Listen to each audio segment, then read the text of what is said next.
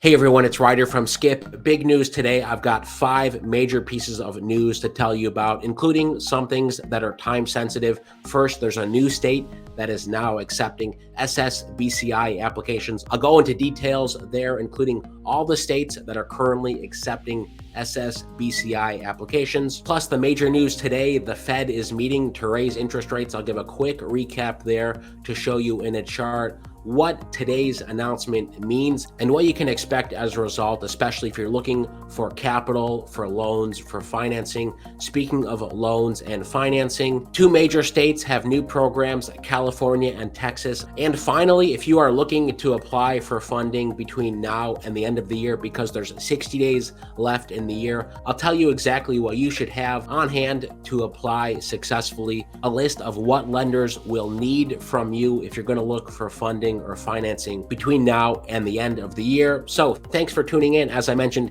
60 days left in the year. If you want to count it down with us, hit the like button. Let's try to get to 2,000 likes in this video. Plus, don't forget about our $5,000 grants. I'll tell you about that briefly at the end, and the sponsor of today's video, which is our one-on-one funding and business support. Without further ado, let me start with SSBCI. If you're curious, want to follow along at home, use the link in the description to see our latest roundup of states that are approved. There's 32 that have SSBCI funding and states that are accepting applications. Here is the list: Colorado, Hawaii, Kansas, Maine, Maryland, Michigan, Montana, Pennsylvania, and South Carolina are all accepting applications now. If you're in one of those states and you could use low interest loans, or you want to learn more about these options, go to helloskip.com/join. Use the promo code RYDERINVITE, or just use the link in the description. We have a limited number of spots to help people because this program is so in demand. And the new state accepting applications is Pennsylvania. $268 million has been approved. This is for a loan program and a direct venture investment program.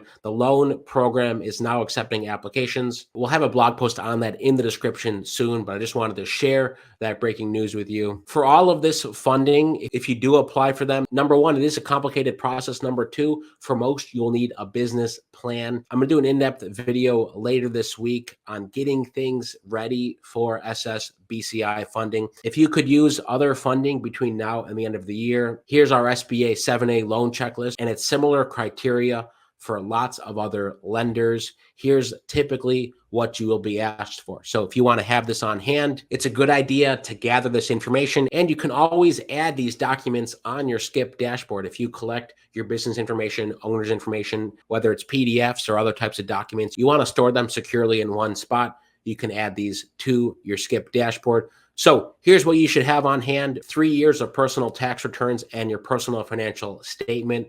What are your assets? What are your liabilities? That's at a minimum. Some banks will want to have another statement or you to fill out borrow information form, but at least your tax returns and a personal financial statement you will need at a minimum. On the business side of things, you'll need to also have your business taxes filed, your last 3 years, if applicable, of your P&L, profit and loss statements, recent bank balances. It's usually the last few months, so have those on hand that you can pull in. Lenders will want to see what's your recent cash flow. And finally, some projections. What are you planning on for your business this year and next year, and perhaps beyond as well? And finally, many will ask for your business formation documents, whether you're an S Corp, C Corp, LLC. Lots of lenders will want to see those documents. They'll want to see proof of ownership, that you're an owner or an officer, and a business plan as well. So keep those in mind. I know many of you have bits and pieces of those, but especially when we find out about new programs, especially SSBCI,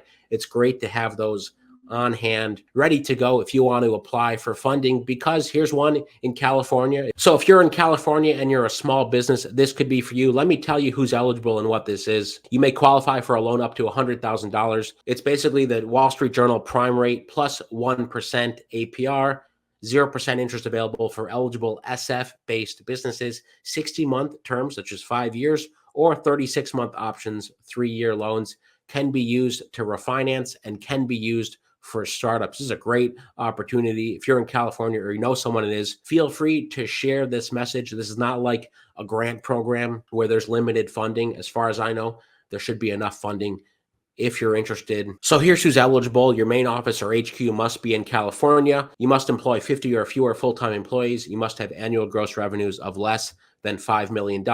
Your business must have suffered a direct economic hardship as a result of COVID-19. You have been in business since 2019, or if your business was operational prior to March 2020, you must have sustained at least a 30% of pre-pandemic revenue loss. There's other fine print, which I encourage you to read, and also talks about ineligible businesses. But I know many of you watching, if you're in California, you should be eligible. There's 3 steps to apply. Complete the pre-application, which I'll show you in a second. If you're eligible, you'll be matched with 1 or more community lenders, and then you'll be able to choose the lender. And you have to apply by November 15th, so time is running out. So you can start by putting in how much you want to borrow, then select how you plan to use the loan, then when you need the financing by. It's fairly straightforward. Again, if you're in California or know someone who is, take a look at this. Link is in the description. And finally, in Texas, there's a Texas Travel Industry Recovery Program. These are grants.